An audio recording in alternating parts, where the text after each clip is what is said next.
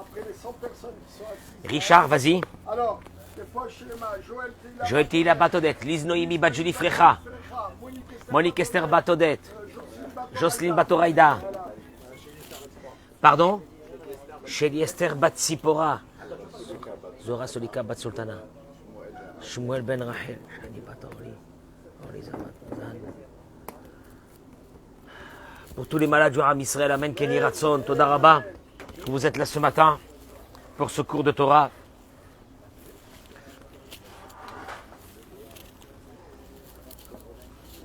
J'attends pour accueillir nos amis sur les réseaux sociaux qui se connectent. On attend qu'ils arrivent.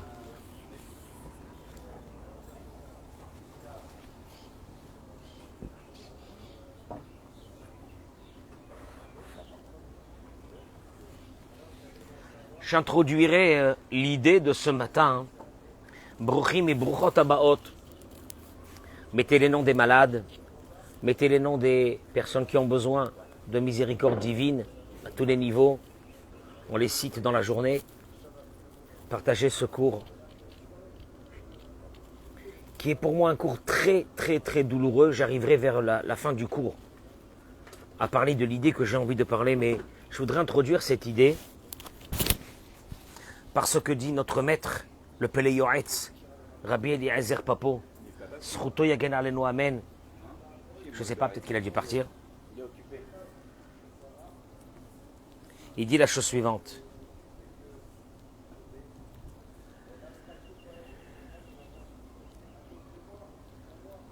Il dit comme ça. Il est écrit dans le verset de Tehillim, Bakesh Shalom Verot Ferou. Les Bakesh Shalom. Être à la recherche de la paix. Verot Ferou. Et de courir derrière cette paix. Utenan Nami. On va arriver. Il est écrit aussi, Heve mitalmidav shel Aaron, Ohev Shalom Verodef Shalom. On a une obligation de faire partie des élèves d'Abraham Avinu. Ohev Shalom, qui aimons la paix. Verodef Shalom, et qui poursuivons cette paix.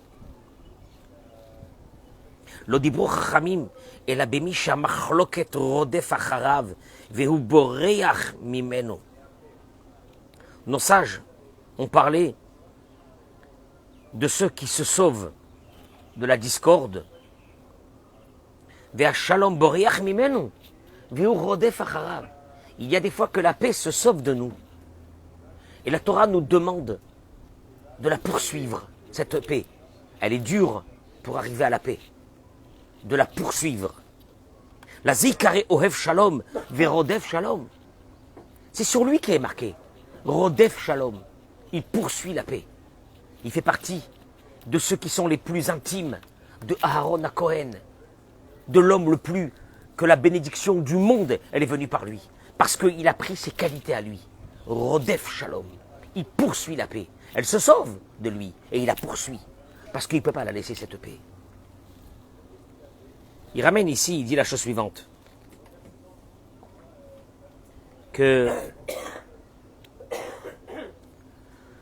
Il dit Avalmi yuchal itapek liot beshalom im ama machsim oti al panay tamid.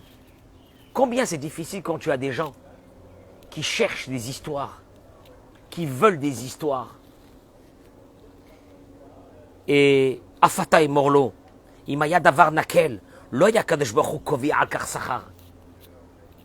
Dis-lui au Yetzerara, quand il te dit mais il y a des personnes qui te veulent du mal, il y a des personnes qui te poursuivent. Qu'est-ce que tu veux que je fasse? Dis-lui à ce Yetzerara. Imaya davar nakel, si ça avait été facile. Dieu n'aurait pas donné une récompense sur ça si c'était facile. Et la paix ne serait pas aussi grande. Il dit Rabbi Eliezer Papo. Selon l'effort, la récompense. Écoutez-moi bien ce que je vais dire.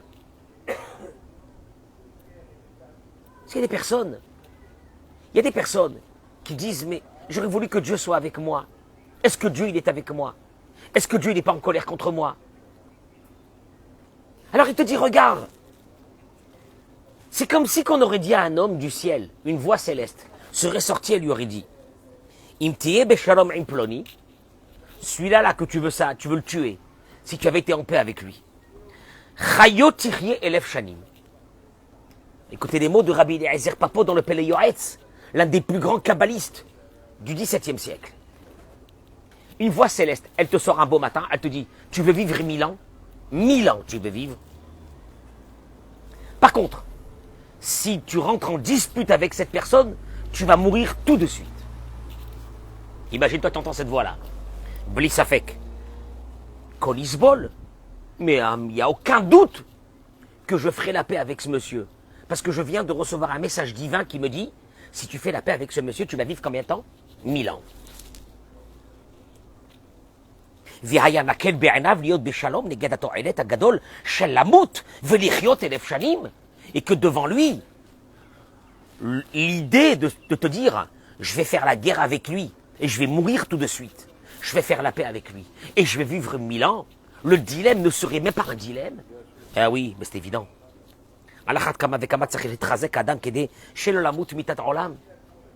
Il y a dans la Torah ce qu'on appelle une mort perpétuelle. וכדי לזכות לשכר טוב לעולם הבא, שיפה שעה אחת של קורת רוח בעולם הזה, מכל חיי העולם הבא. La Mishnah dans Masechet Avot a dit, 1 heure que tu fais plaisir à Dieu dans ce monde, c'est beaucoup plus important que toute la vie qui attend à l'âme dans le Olam Haba. 1 heure, 1 heure, je fais plaisir à mon Créateur. 1 heure. Alachat kama vekama. À plus forte raison que de faire plaisir à mon Créateur. Je voudrais faire plaisir, Olivier, je voudrais faire plaisir à mon Créateur 1 heure et mourir. 1 heure. Parce que cette heure-là, elle vaut des elle n'a pas de prix. Aux yeux de mon Créateur, 1 heure.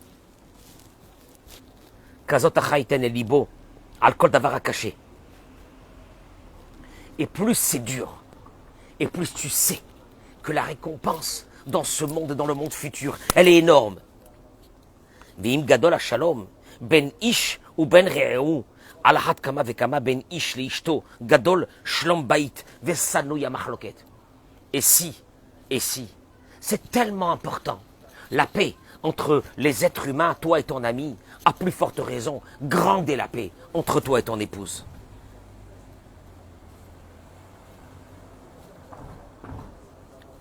Il ramène ici une chose qui est fondamentale.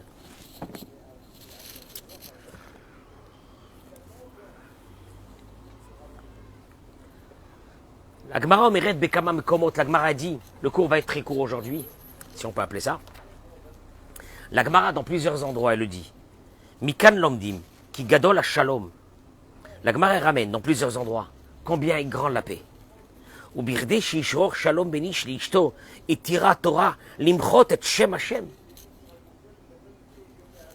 Dans la paracha de cette semaine, une femme,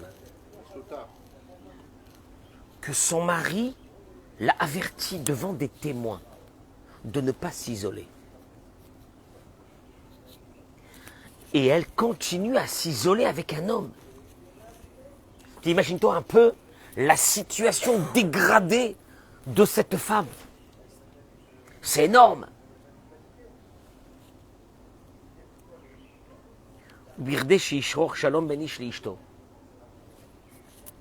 Qu'est-ce que va faire l'homme à un moment donné? Non, elle s'est isolée avec un autre homme alors qu'il avait averti de ne pas s'isoler. Il ne peut plus rester avec elle. Parce qu'il se demande, est-ce que pendant cet isolement, il s'est passé quelque chose ou non? La réalité de la Torah, elle est que cet homme et cette femme veulent la paix et veulent reconstruire leur couple. Comme on l'a dit hier. Le problème, c'est que le mari a des soupçons. Et quand quelqu'un a des soupçons, sa vie n'est pas une vie. Qu'est-ce qu'il fait? Il va l'amener chez le Kohen. Le Kohen va préparer une mixture d'un autre monde. C'est de l'eau qui provient du Kior, qui était un des objets saints du Beth Amikdash qui gardait l'eau que les Kohanim devaient prendre pour se purifier. Il va mettre à l'intérieur un peu de poussière, un peu de terre. Et il va prendre un parchemin, il va écrire le nom de Dieu. Et il va le mettre à l'intérieur. Je précise quand même, messieurs. Vous savez qu'une des plus grandes avérotes de la Torah, c'est d'effacer le nom de Dieu. La halakha, elle est qu'un sofer, un scribe, qui est en train d'écrire la Torah, c'est des parchemins qui font 4-5 colonnes. À la 5e colonne, sans faire exprès, il a sauté une ligne. Et il a écrit dans cette ligne le nom de Dieu. Or, aujourd'hui, il est obligé d'effacer cette ligne pour réécrire dans l'ordre. Le problème, c'est quoi? C'est qu'il ne peut pas effacer le nom de Dieu. Il jette tout le peuple. Enfin, il le met à la Gnisa. Interdiction. Et là, qu'est-ce qu'il dit à Kadosh Baruch Hu? Il dit le Rav ici, allez-y, Isha Medoubarkan. De quelle femme on parle ici? Medoubarkan, Alisha Kazo Shegami Midbarer, Shelochat'a Befoel. Même si on parle d'une femme, qu'en fin de compte, on sait qu'elle n'aura pas fauté parce qu'elle aura bu cette eau, il ne lui est rien arrivé, c'est qu'elle n'a pas fauté. Mikol Makom, Bevadaï Rechoka Imiliot Tzadika. On n'est pas ici devant une femme tzadékette. Baala Izirota, son mari, l'a averti. Altistérim Ploni, ne te mets pas avec un autre homme. Ne t'isole pas avec un homme. Tu te rends compte quand on arrive à une situation pareille qu'un homme avertit son épouse de ne pas s'isoler? Bah, c'est la situation, elle est catastrophique. Les valeurs morales de cette femme sont au plus bas.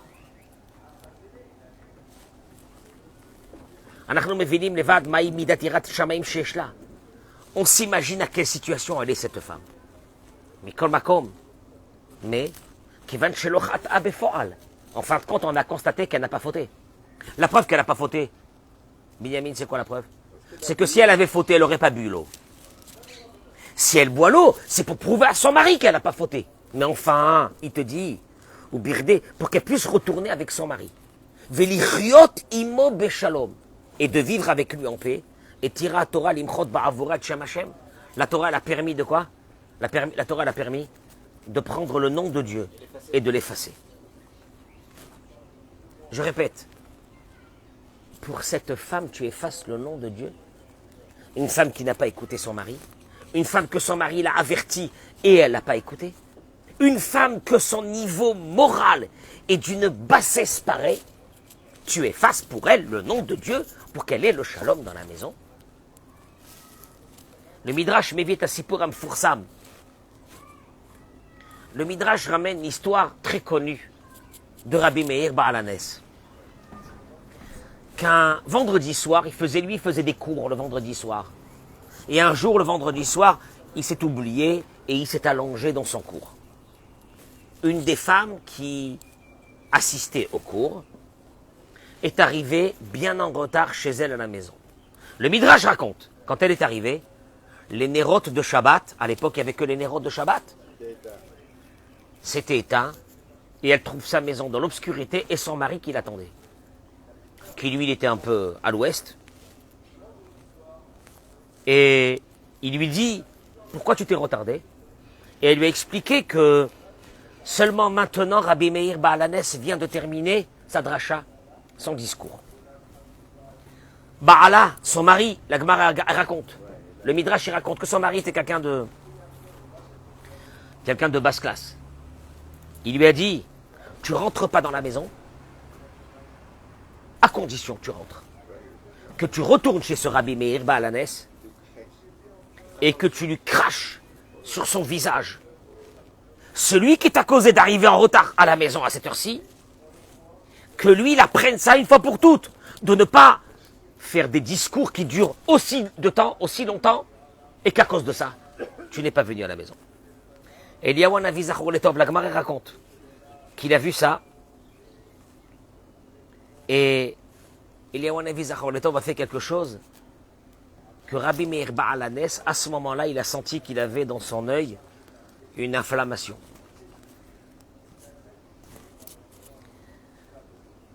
Rabbi Meir, d'un seul coup, c'est vendredi soir, il se retrouve avec une inflammation terrible dans son œil. Et Rabbi Meir, Beruach HaKodesh, le Talmud y raconte, dans son esprit saint, il a vu l'histoire qui s'est passée. Et il a demandé, il a dit, est-ce que vous connaissez, à l'époque il y avait comme ça, comme une sorte pour pouvoir guérir, c'était que quand quelqu'un il avait ça, alors il fallait cracher sur son œil. Je ne sais pas qu'est-ce que ça donne, mais c'était comme ça. Et il a dit, trouvez-moi quelqu'un qui puisse me cracher dans mon œil, là, ici. Peut-être que la salive, je ne sais pas, ça fait quelque chose. Et voilà qui c'est qui arrive, la femme. Parce que son mari l'avait renvoyée de la maison, elle ne peut pas rentrer à la maison. Et Rabbi Meir, il m'a dit, je t'en prie. Elle n'a pas voulu. Rabbi Meir Balanès, tu craches sur le visage de Rabbi Meir Balanès, elle n'a pas voulu. À la fin, elle a accepté. Et il lui a dit 7 fois, il faut faire 7 fois sur l'œil. Et elle a fait ça pendant 7 fois. Rabbi Meir, il lui a dit à ce moment-là, retourne chez ton mari et dis-lui, toi tu m'as dit de cracher sur le visage de Rabbi Meir 1 fois, et moi j'ai craché 7 fois. Quand la chose a été sue aux élèves, ils lui ont dit, pourquoi tu as fait ça? Pourquoi tu as fait ça, Rabbi Meir? Alors, pourquoi tu nous as pas raconté cette histoire? On aurait attrapé ce monsieur, on l'aurait arrangé comme il le faut. Rabbi Meir, il leur a dit, Lo yehe kvod Meir, gadol mi kvod kono. Quoi, le kavod de Meir, il parle de lui-même. Il dit, le kavod de Meir est plus grand que le kavod de son créateur. Umaim Hashem akadosh enichtav bigdusha, amar akadosh bar akatuv sheimache alamaim.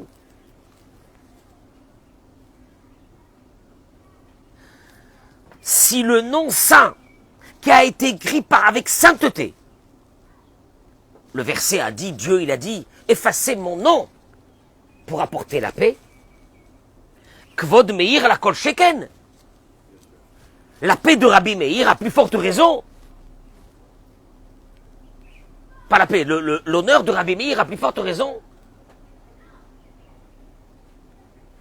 Tu entends ce qu'il est en train de dire Rabbi Meir?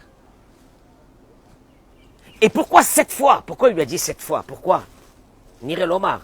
Rabbi Meir Rabbi Meir, il a voulu montrer combien c'est énorme cette histoire de la paix chez Akadosh Baruch Hu.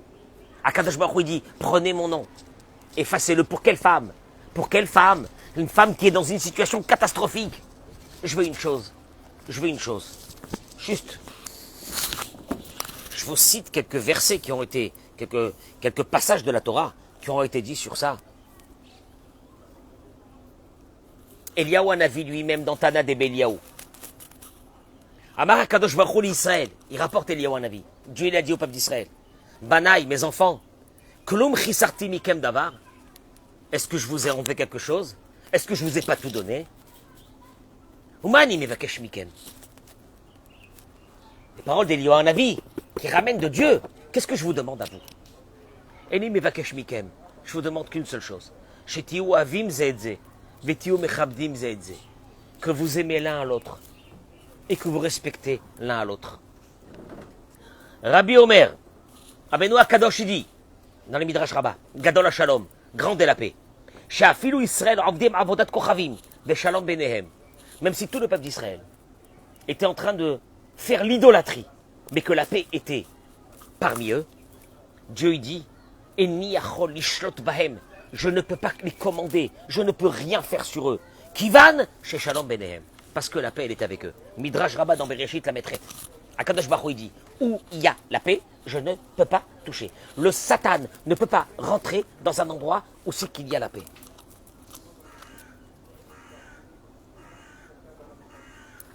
Il ramène ici le Zohar Kadosh, Rabbi Shimon Bar Yochai. Kasher ha'am kulam yesh bahem shalom. Quand il y a la paix dans le monde, entre les personnes, ve'en bahem ba'ale eva, il n'y a pas de haine l'un envers l'autre. Akadosh Baruch Hu chas alehem. Il dit Rabbi Shimon Bar Yochai, Dieu, il a pitié des personnes qui sont dans la paix. Dieu, il a pitié des personnes qui sont dans la paix. Ve'adin lo sholet bahem. Et la rigueur ne peut pas les toucher. Même s'ils étaient tous en train de faire l'idolâtrie. Vehem beshalom, et ils étaient en paix. Hadin lo sholet alehem. Le jugement ne les touche pas. Il ramène ici, de la part de Rabbi Klonimus, Kalman Halevi, un des grands rabbinim. Il dit comme ça, Ikaratris bifnea puranut ou ava ve'ardut. Le seul rideau qui nous sépare de tous les malheurs, de toutes les maladies, c'est l'amour et l'unité. On parle de l'unité, on arrive à Shavuot. Shavuot, la Torah elle a été donnée parce qu'il y avait une seule chose. Keish echad belev echad. Parce qu'il y avait comme un seul homme. Il y avait l'unité. Il n'y aurait pas eu d'unité, il n'y aurait pas eu de Torah. Ben, je suis désolé. Quand il n'aurait pas eu de Torah. Mais Kacher, yesh b'Israël ava ve'achdut, ve're'ut ben zelazé. Et quand il y a, il dit Rabbi Klonimus, quand il y a de l'amour entre les personnes, en makom le shum puranut lachul alehem. Il ne peut leur arriver rien de mal. She'afilu ba'im hem chas ve'shalom avda avoda zara ve'yesh benem itchabrut bli pirud alevavot hem shoktim venachim ben satan pegara. Il ramène, il dit, même s'ils étaient tous des idolâtres, mais qu'il y avait entre eux une paix totale des cœurs, hem shoktim venachim ben satan pegara, il n'y aurait jamais eu aucun mal. Quand on parle de Shlom Bayit, l'effort qu'il nous a demandé, c'est ce qu'il a dit, le Pele Yoetz. Le Pele Yoetz te dit, les fonds de Tzahara Agra, où il y a une grande récompense, il y a de grandes difficultés. Et que ce shalom doit être à tout prix dans les maisons. Et que s'il y avait la paix, où il y a la paix, il ne peut pas y avoir de maladie. Où il y a la paix, il peut y avoir la parnassa. Où il y a la paix, tous les tsinorotes, les tuyaux se bouchent au moment où il y a la machloquette, où il y a la discorde. Il ramène ici, je termine avec ça, il ramène et dit comme ça, que Veraoui la gadol limchol al kevodo. Le Pele Yoetz s'est dit, Vilelech etzel katan bishvil letaver shalom. Parce que le grand, qu'est-ce qu'il dit? Moi, je ne vais pas y aller chez le petit pour lui demander pardon.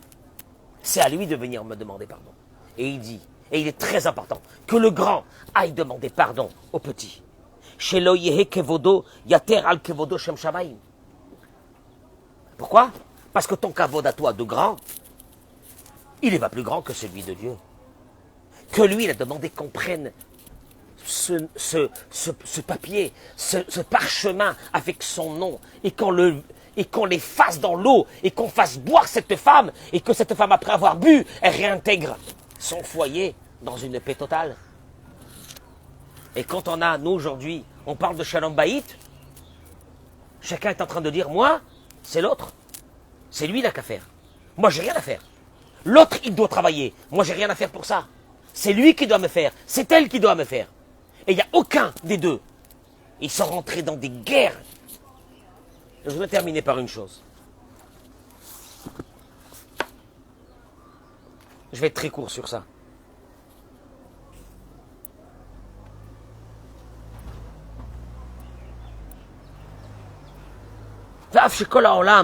Nivra, il dit le Rav, Bishvil Kvodo Idbarach. Le monde a été créé pourquoi? Richard, le monde il a été créé pourquoi? Pour l'honneur de Dieu. Que nous, en tant que créatures de ce monde, on honore Dieu. On est bien d'accord ou non? L'honneur de Dieu. On fait notre Shabbat en l'honneur de Dieu. On va faire Shavuot en l'honneur de Dieu. On fait des mitzvot en l'honneur de Dieu. On est bien d'accord. Bishvil Shlom Bayit Aboré Mochel Al Kevodo. Et Dieu il a dit, prenez mon kavod à moi, mon honneur à moi, jetez-le. Quand il y a un problème de Shlom Bayit. Et Dieu nous apprend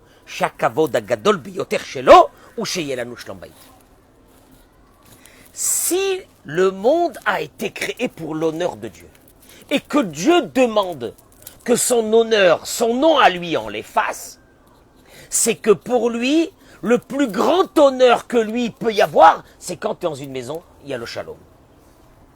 La preuve, c'est qu'il est prêt que tu effaces son honneur. Parce que c'est pas ça son honneur. Son honneur, c'est encore plus grand que ça. C'est d'effacer son nom pour qu'il y ait le shalom. C'est-à-dire que le plus grand honneur de Dieu dans ce monde, c'est le shalom. C'est-à-dire que quoi? Que Dieu il te dit, en faisant la paix, tu me fais le plus grand honneur. Dieu, il a pris son honneur, il a effacé pour amener la paix. Ou les maasé mitor karnil gadel kevodo. Donc ça veut dire que quoi? Il y a l'honneur de Dieu. Et il y a l'honneur de Dieu dans un endroit où il y a la paix. Cet honneur est 100 000 fois plus grand. L'honneur de Dieu dans un endroit où il y a la paix. Et Dieu te dit, efface mon nom pour que j'accède à un honneur qui est encore beaucoup plus grand. C'est celui que dans le monde des humains, je vais me trouver dans un endroit où il y a de la paix.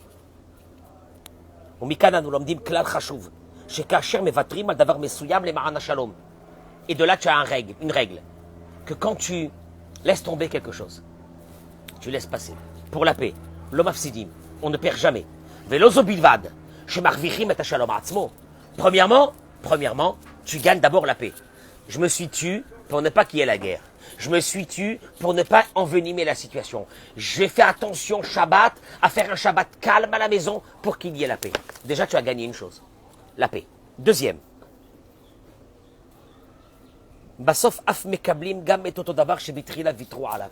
Torah est venue t'apprendre deux choses. Un, la paix c'est la chose la plus importante et tu as gagné la paix. De deux, oui mais en gagnant la paix, je me situe.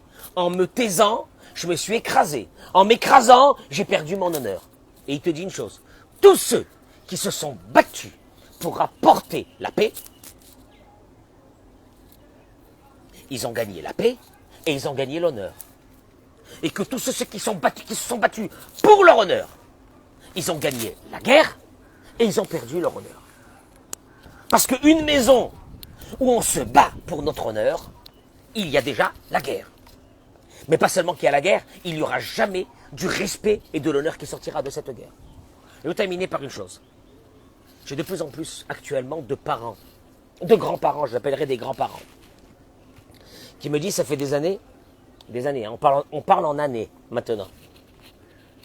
C'est pas qu'ils me disent, ils pleurent, j'entends des gens au téléphone sangloter, mais pleurer comme des enfants. J'ai pas vu mon fils, j'ai pas vu mes petits-enfants, ça fait 2 ans, ça fait 3 ans.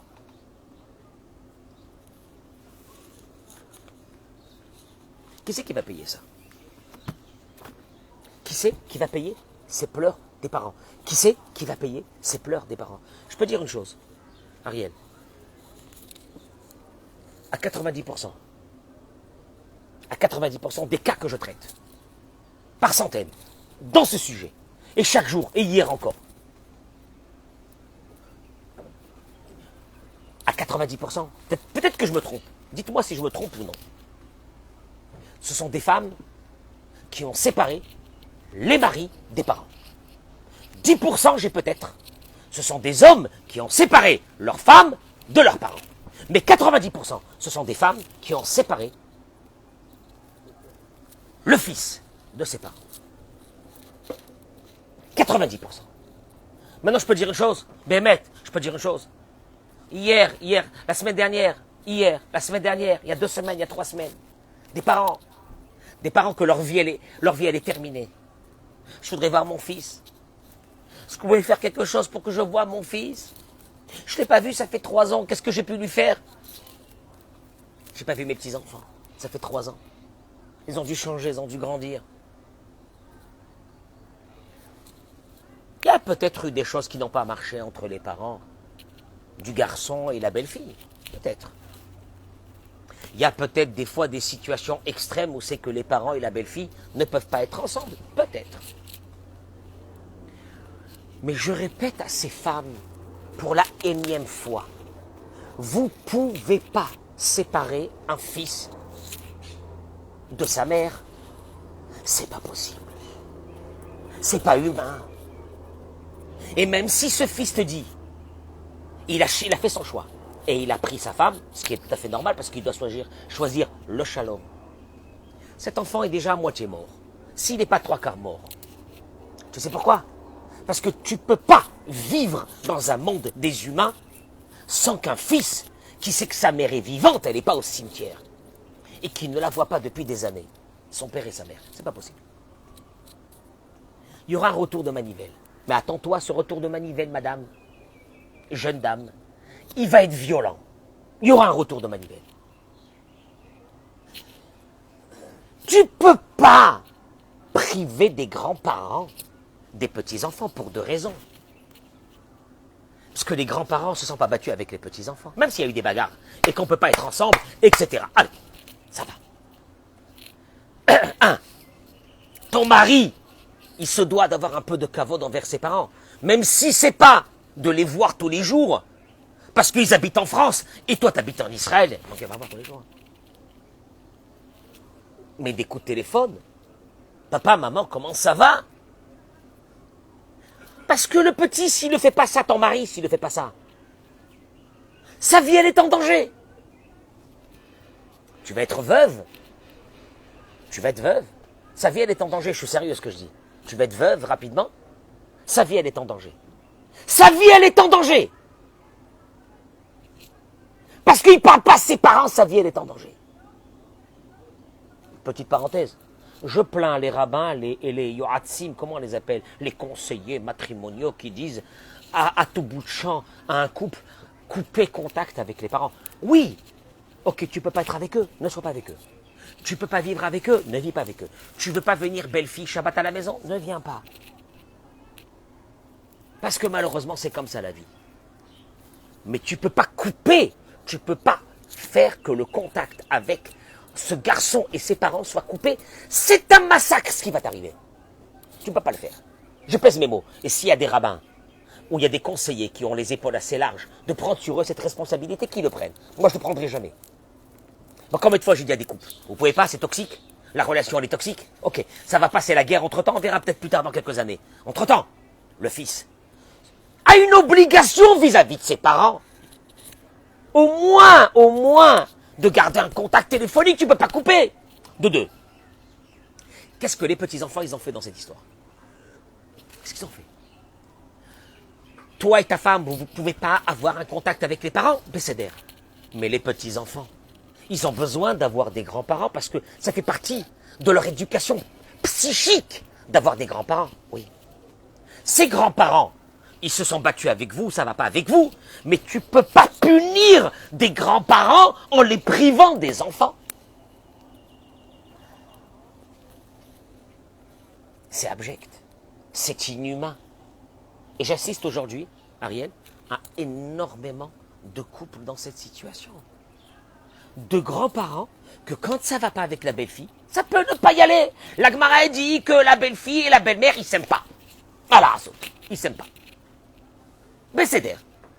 Mais tu peux composer. Parce qu'il y a un danger. Il te dit le Pélé Yoretz. Si je te dis que la guerre, c'est que tu vas mourir aujourd'hui. Et la paix, tu vas vivre 1000 ans. Est-ce que tu as un dilemme dans ta vie? J'ai pas dit que c'est facile.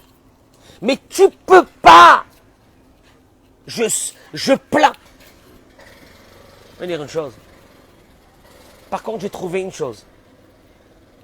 Samuel. Peut-être que je me trompe encore et que je fais des généralités. Peut-être que je fais des fois des généralités rapidement.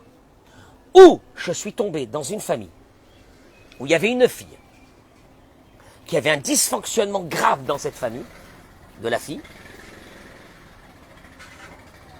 Dysfonctionnement grave. Ou elle n'a pas eu de parents. Ou elle a eu des parents fous. Où elle a vu ses parents punir ses grands-parents. Écoutez-moi bien ce que je dis. Elle a vu ses parents punir les grands-parents.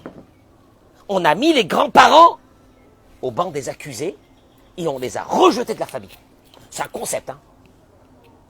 La fille se marie et quelques années, elle fait la même chose chez elle à la maison. Par contre, ce que je peux lui promettre, c'est que son fils et ses enfants leur feront à eux la même chose. Ça, c'est un concept. Vous allez le voir. Et un jour, elle sera au banc des... Elle sera mise en quarantaine. Et elle ne verra pas ses petits-enfants. Parce que là, aujourd'hui, elle a réglé le problème avec ses beaux-parents, qui sont en train de mourir. Mais elle est en train de régler son propre problème à elle. c'est qu'elle est en train de faire grandir des enfants qui, demain,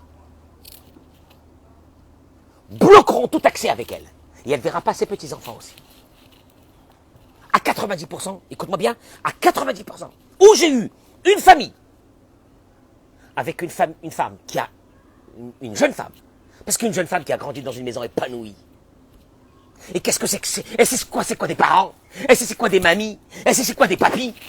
Elle fera jamais ça à son mari. Même quand ça va pas avec sa belle-mère. Ah, ça va pas avec sa belle-mère. Ça peut ne pas y aller. Je la juge pas, ça peut ne pas y aller. Mais tu coupes pas les contacts, tu peux pas les couper les contacts, tu vas mourir. Tu sais pas ce que tu es en train de faire.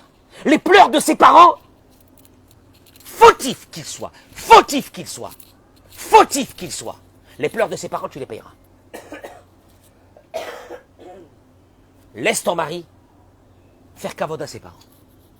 On voit les petits-enfants. Ils ne peuvent pas ne pas voir les petits-enfants. Tu n'as pas le droit de faire ça. Tu es en danger. Tu sais même pas ce que tu es en train de faire.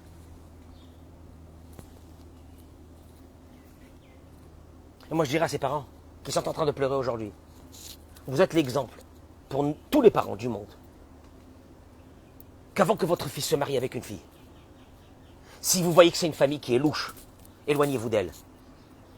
Si vous voyez qu'il y a un dysfonctionnement de cette famille, jusqu'à la veille du mariage, cassez le mariage. Brisez tout.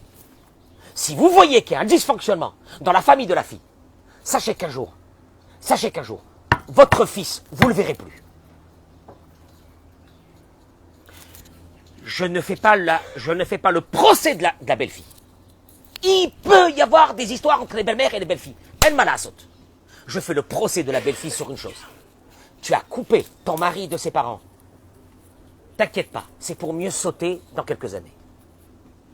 Tu as coupé tes petits-enfants et tu leur as montré le concept que les grands-parents, on coupe avec eux et qu'ils n'existent pas. Un jour, ils couperont avec toi. La même chose. Pour moi, c'est pas une conséquence. Pour moi, c'est un dysfonctionnement grave, qu'on ne doit pas accepter. Je suis désolé. Ce couple-là,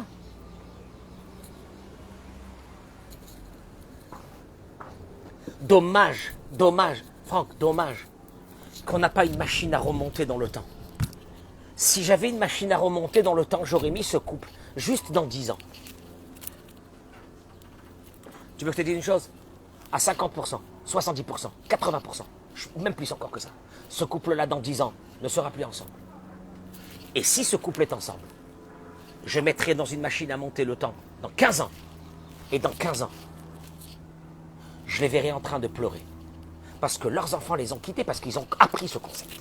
On coupe contact avec des grands-parents. Les grands-parents, c'est sacré. Les grands-parents, c'est sacré. Pour les petits-enfants, c'est sacré pour les petits-enfants. Moi, dans 2 semaines, il y a mon fils qui m'a dit. Mon fils qui est marié, qui a plus de 30 et quelques années, il a une fille de 10 ans, il m'a dit, papa, j'ai dit quoi? Il m'a dit, j'ai envie d'aller voir papy et mamie en France. Je les ai pas vus, ça fait 5 ans. Je lui ai dit, viens, on y va. Puis on y va. Puis on y va, on va aller les voir. On a besoin d'aller les voir. Les petits-enfants, ils ont besoin de voir leurs grands-parents. Mes enfants me disent le plus beau moment quand ils vont à Paris, c'est pas aller faire le shopping. C'est aller chez mes parents. On a besoin de ça pour le psychisme d'un enfant dans sa vie. C'est d'avoir eu des grands-parents. Si les grands-parents, ils sont au cimetière, elle m'a la saute. Mais le pire, c'est quand ils sont vivants. Et quand on les a déjà enterrés. Alors là, vous allez tous payer. Je peux vous assurer que vous allez tous payer. Tous et ceux qui vous ont conseillé de le faire. On peut couper les contacts quand ça ne va pas avec les parents. Pour le shalom. Mais on n'a pas le droit que le fils coupe complètement contact avec ses parents. Il a besoin de ses parents ils ont besoin de lui. Parce que toi, jeune fille, qui aujourd'hui tu es en train de faire grandir tes enfants et que tu as coupé ton mari, tu es en train d'investir sur tes enfants, un jour, tu ne les verras plus. Et les petits-enfants, on doit tout faire. Kato la shalom. Ouais, vous êtes un peu trop excessif. Akadosh Baruch Hu, il a dit, prends mon nom, efface-le. Efface-le. Efface-le, il me faut le shalom. Efface-le, il me faut ce shalom. Je ne peux pas vivre sans ce shalom, il me le faut. Béhémet. Je reprécise. Vous allez marier un jour des enfants? Ezrat Hashem. Écoute-moi bien. Vous ne les mariez pas. Vous ne les mariez pas. tant que vous ne voyez pas que la maison où votre fils va rentrer est une maison normale. Parce qu'il faut être fou pour arriver à ça. Je peux me battre avec quelqu'un. Une fille, elle peut te dire, une belle fille, elle peut te dire, moi je peux me battre avec ma belle-mère, ça va pas. Ça va pas. Ça va pas. C'est d'air. La Gemara dit, il y a des femmes qui ne s'aiment pas. Belle-mère, belle-fille, c'est d'air. Mais tu n'as pas le droit de couper ton mari de ses parents. Tu n'as pas le droit de couper les petits-enfants des grands-parents. Ça n'existe pas. Ils n'ont rien fait, les petits-enfants. Ils n'ont rien fait. Tu composes. Tu sais pourquoi tu composes? Parce que si tu, comme dit le Pélé Yoetz, s'il y a une voix céleste qui venait, qui te disait, si tu composes, je te donne 1000 ans de vie. Je te donne une vie d'un autre monde. Je te fais la folie dans ta vie. Parce que tu vas composer pour que tes petits-enfants puissent voir les grands-parents. Même que ces grands-parents, tu ne les aimes pas. Mais ils ont besoin de voir leurs grands-parents. Vous ne savez même pas, Binyamin, ma chaîne est en vert, avec les gens qui m'appellent. Mais tu ne peux pas t'imaginer que quand j'entends un papa et une maman me parler au téléphone pour un problème, qu'ils n'ont pas vu leur fils, ça fait 2 ou 3 ans. Après 3 minutes de discussion, tu entends 2 adultes en train de pleurer comme des enfants. J'ai jamais eu. Et ça, c'est quelque chose qui est en train de m'arriver, jour après jour. Qui pleurent, mais c'est dur d'entendre au téléphone des adultes pleurer. Pleurent. Ils ne savent pas pourquoi.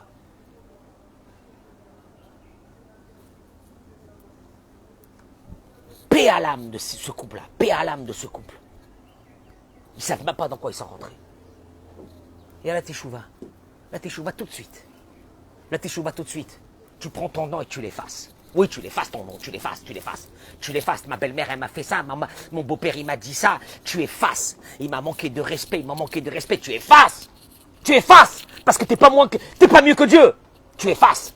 Dieu, il a effacé pour une femme qui est devenue presque comme une traînée. Il a dit, il faut effacer parce qu'elle veut retourner avec son mari, voilà, shalom. Tu effaces ton nom. Qui tu es, toi, pour ne pas effacer ton nom? Tu sais combien de temps tu vas vivre dans ce monde? On ne prive pas les grands-parents de leurs petits-enfants. C'est un concept qui n'existe pas dans le monde. Alors on compose. On les envoie. Avec quelqu'un qui vont passer 3-4 jours chez les grands-parents, c'est normal. Qu'est-ce que c'est ça? Le fils est obligé d'avoir un contact avec ses parents.